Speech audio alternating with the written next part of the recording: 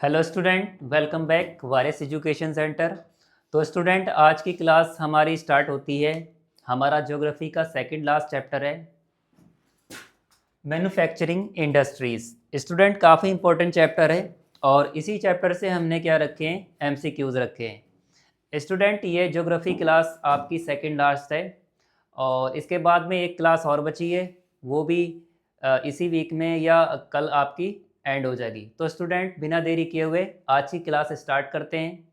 और आज की क्लास स्टार्ट करने से पहले आपको चाहिए कि अगर आप इस चैनल पर नए हो तो चैनल को ज़रूर सब्सक्राइब करें। स्टूडेंट, आपके सब्सक्राइब करने में सिर्फ 2 सेकंड का वक्त लगता है, लेकिन 2 सेकंड हमारे लिए एक एनर्जी का वर्क करते हैं। तो स्टूडेंट, देखते हैं कि आज हमने पहला कौन सा क्वेश्चन लिया है। स्टूडेंट, पहला क्वेश्चन है the contribution of the manufacturing to the GDP of some east Asian economics. East Asian economics में बताना है कि कौन कौन सी कंट्रीज़ हैं जो जीडीपी में मैन्युफैक्चरिंग के द्वारा अपना हिस्सा रखती हैं। जैसे ऑप्शन दे रखे हैं आपके पास में 25 to 35%, 5 to 10%, 5 to 15% या अबव 15%।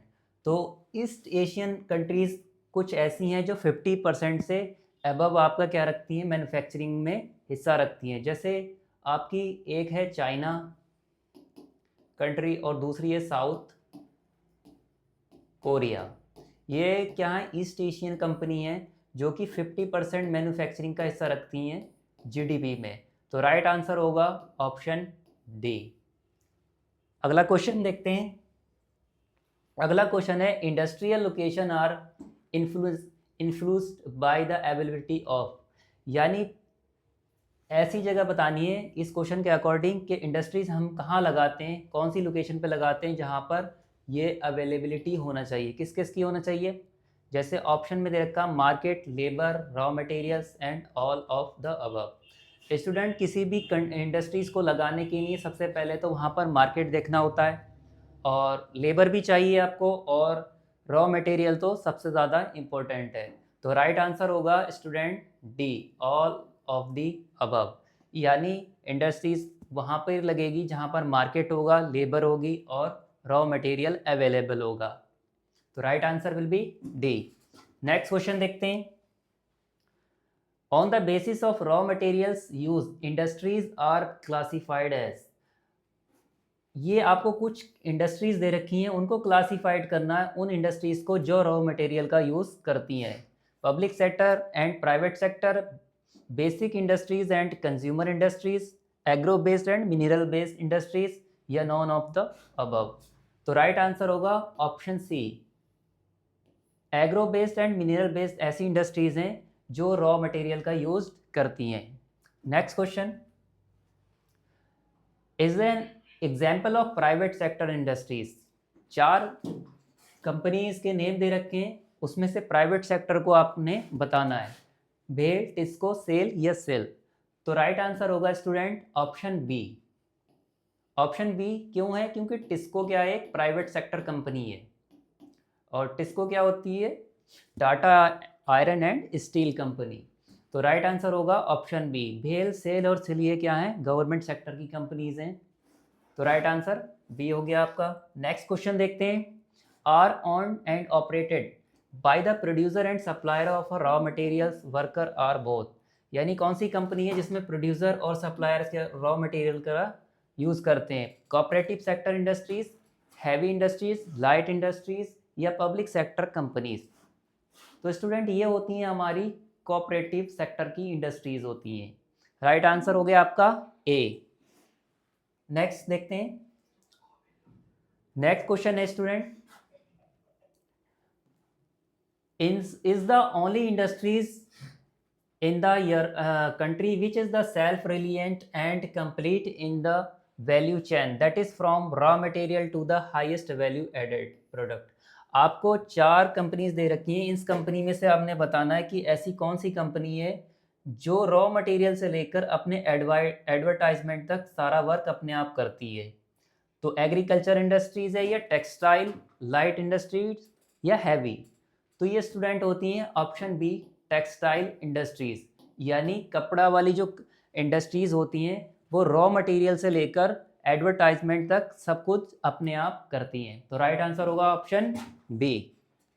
नेक्स्ट देखते हैं, is the second largest industries in the terms of employment generation giving employment to the 35 million peoples।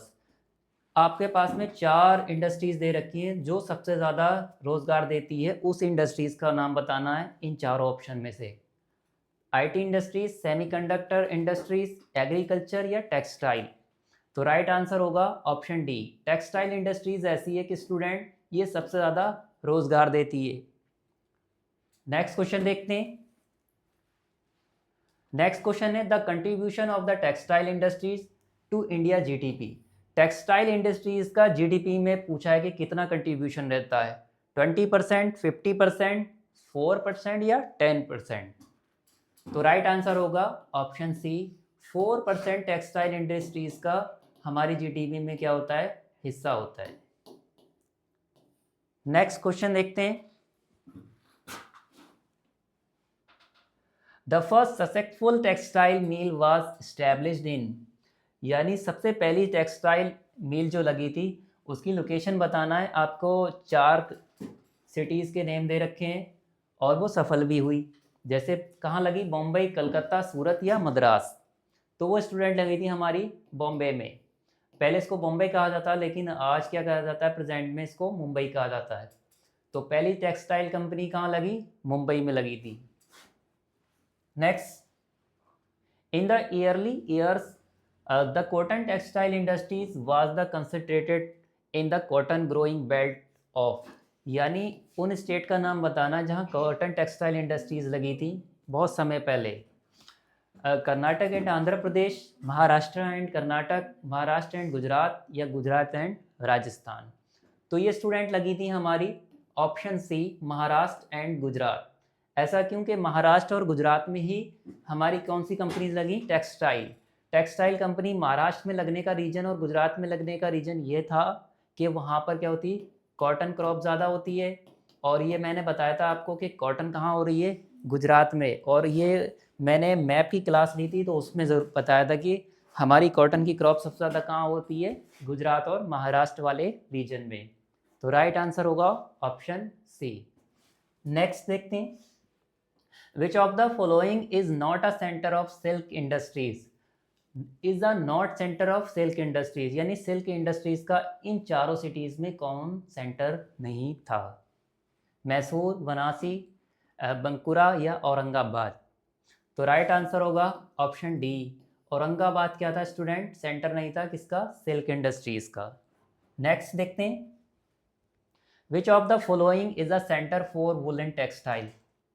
यानी सेंटर बताना है टेक्सटाइल, वुलन टेक्सटाइल इंडस्ट्रीज है। आपको 4 सिटीज़ के नेम दे रखे हैं, इंदौर, पोरबंदर, उज्जैन एंड बीकानेर। तो राइट आंसर होगा स्टूडेंट डी, बीकानेर क्या है, ये सेंटर है किसका, वुलन टेक्सटाइल का। नेक्स्ट क्वेश्चन देखते हैं, which of the following is the centre for cotton textile. अब सेंटर बताना है किसको, कॉटन टेक्सटाइल का, जलगांव, कोलार, जयपुर या लुधियाना। तो राइट आंसर होगा ऑप्शन ए, जलगांव किसका सेंटर है, ये कॉटन टेक्सटाइल का। और जलगांव ये स्टूडेंट ये सिटीज़ हमारी पड़ती है वेस्ट बंगाल में। नेक्स्ट देखते हैं, और वेस्ट बंगाल लार्जेस्ट प्रोड्यूसर है किसका, जूट का। India has a large share in the world trade off cotton yarn according for the total trade. Student हमारी इंडिया क्या करती है, ये शेयर वर्ल्ड ट्रेड में कॉटन यार्न यानी कॉटन का ट्रेड करती है। तो कितना % ट्रेड है, तो ये स्टूडेंट है हमारा ऑप्शन ए, 25%। नेक्स्ट क्वेश्चन देखते हैं, हमारा नेक्स्ट क्वेश्चन है, the first jute mill was set up in 1859 at Rishra, जिसका नाम क्या था स्टूडेंट, रिश्रा था, लोकेटेड नियर। अब इसकी लोकेशन बतानी है कि सबसे पहली जो जूट मिल थी वो 1859 में लगी और नाम था उसका रिश्रा। ये कहाँ पर लगी थी, मुंबई, चेन्नई, कोलकाता या सूरत। तो राइट आंसर होगा स्टूडेंट ऑप्शन सी, कोलकाता में। तो रिश्रा जो हमारी जूट मिल थी कहाँ लगी थी, कोलकाता में। नेक्स्ट देखते हैं, India is the largest producer of raw jute and jute goods stand in second. Place as an exporter after, यानी एक्सपोर्टर बताना है हमारा जो इंडिया कितना एक्सपोर्ट करता है। तो सबसे ज़्यादा जूट का एक्सपोर्ट पूछा गया है, तो इसमें सबसे ज़्यादा जो होता है, ये तो सबसे फर्स्ट पे स्टूडेंट एक्सपोर्ट जो करता है वो हमारा करता है बांग्लादेश, ठीक है। और India is the largest producer of raw jute and jute goods and stand second position पे है हमारा, लेकिन आफ्टर किसके बाद है, बांग्लादेश के बाद। Option B is right. तो फर्स्ट पोजीशन पे स्टूडेंट बांग्लादेश और सेकंड पोजीशन बनाए हुए हमारा इंडिया, किसके एक्सपोर्ट में, जूट के। नेक्स्ट क्वेश्चन देखते हैं। हमारा नेक्स्ट क्वेश्चन है, national jute policy was formulated in with the objective of increasing productivity, improving quality, ensuring good price to the jute farmers and enhancing the yield per hectare. Student, jute को लेकर एक policy बनाई गई थी, उसका objective यानी motive था कि जूट की प्रोडक्टिविटी यानी उसकी क्वालिटी में और इंश्योरिंग गुड प्राइस, इन सब में क्या हो, इम्प्रूवमेंट आए। तो ये पॉलिसी कब बनाई गई थी, बेसिक में यही क्वेश्चन ये पूछ रहा है कि ये जूट पॉलिसी कब आई थी, जो कि क्या जूट की प्रोडक्टिविटी और इम्प्रूविंग क्वालिटी में सब में क्या कर रही थी, इम्प्रूवमेंट कर रही थी। तो ये कब बनाई गई थी, आपको ईयर दे रखे हैं 2004 और 2010, 2005 एंड 2015। तो राइट आंसर होगा ऑप्शन सी। ये स्टूडेंट बनाई गई थी हमारी 2005 में, तो right answer will be C. Next question देखते हैं। 60% of sugar mills in India are located in. Student, 60% क्या है, हमारी शुगर मिल्स हैं, और ये कौन कौन से स्टेट में क्या हैं, सबसे ज़्यादा है, यही पूछा गया इसमें। उत्तर प्रदेश एंड बिहार, बिहार एंड वेस्ट बंगाल, और कर्नाटक एंड उत्तर प्रदेश, कर्नाटक एंड मध्य प्रदेश। तो ये स्टूडेंट हमारी सबसे ज़्यादा इस्टेब्लिश हुई थी option A, Uttar Pradesh and Bihar में। नेक्स्ट क्वेश्चन देखते हैं। नेक्स्ट क्वेश्चन है, India is ranked among the world crude steel producer. Steel producer में रैंक पूछी गई है इंडिया की, कौन सी है, तो फोर्थ है, फर्स्ट है, सेकंड है या थर्ड है। तो राइट आंसर होगा स्टूडेंट फोर्थ रैंक पे। फोर्थ रैंक पे क्या है, स्टील प्रोड्यूसर है हमारी कंट्री। और फर्स्ट रैंक की अगर मैं बात करूं तो फर्स्ट रैंक पे स्टूडेंट स्टैम्प बना हुआ है चाइना। तो राइट आंसर होगा स्टूडेंट ऑप्शन ए।